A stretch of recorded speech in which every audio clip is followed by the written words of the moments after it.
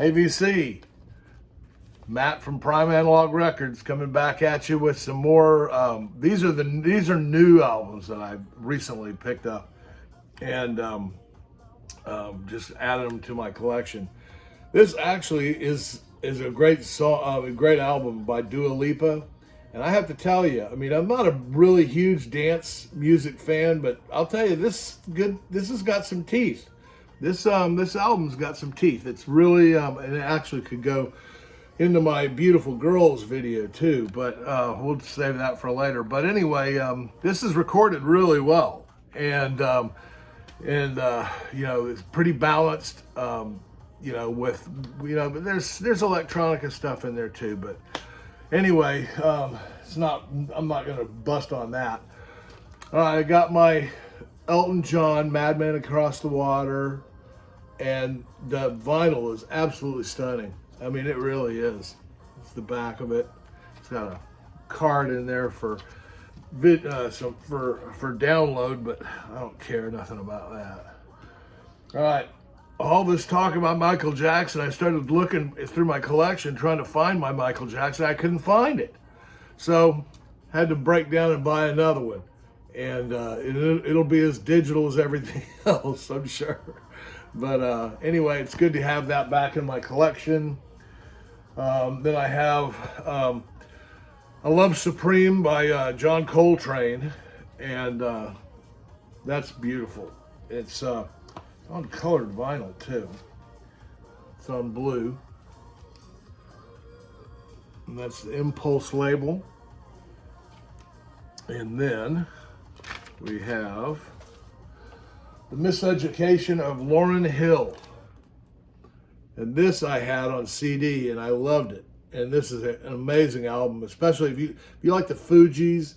Lauryn Hill is just brilliant. I mean, she's like a modern day Roberta Flack. And I love Roberta Flack. I've got several albums of hers in there.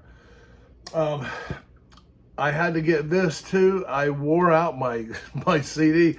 And I have no idea where it is, and another one could go to Beautiful Girls, but Alanis Morissette, Jagged Little Pill. This is an amazing album. This belongs in every single collection out there. I don't know anybody who would not find serious solace in putting that in their collection. And here is my favorite one that I've gotten in. This album was redone.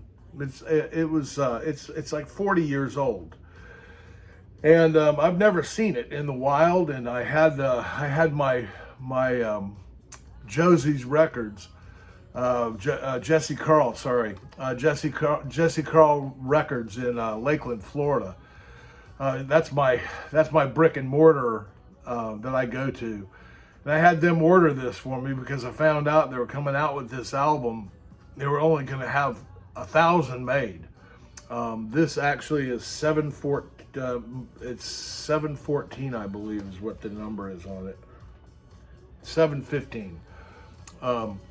But this is the album here. It's got Jaco Pastorius on it. And it's a music on vinyl, and it is some kind of amazing. I listened to it yesterday with one of my best friends, and we're big Weather Report fans. And this is really an incredible, I mean, it also looks beautiful. Look at that. But I got to tell you, this is a very strange kind of album. I'd say, and it's amazing. It's called Jazz Street. I don't know if you can pick that up, but anyway, it's. The first side sounds very, very, very much Weather Report. You hear Weather Report all through it, not just Jaco playing the bass. It has, it sounds like something that Jaco and Joe Zawinul put together. And I don't know, they may have. I haven't gone through all the credits yet on this album, but. What puzzled both my friend John and I while we were listening to this is when we flipped it to the next side. When we got to the next side, it was pretty strange because it sounded like a different group. Even though the same players were there, they had switched off, and it sounded more like Pat Metheny to me. Not necessarily the sound of the guitar, but the way the music moved, the way that the ebbs and flows in it. It sounded like Pat Metheny, and it sounded like the first album that Pat Metheny ever did. It's called Bright Size Life, and that album Jaco Pastorius played on.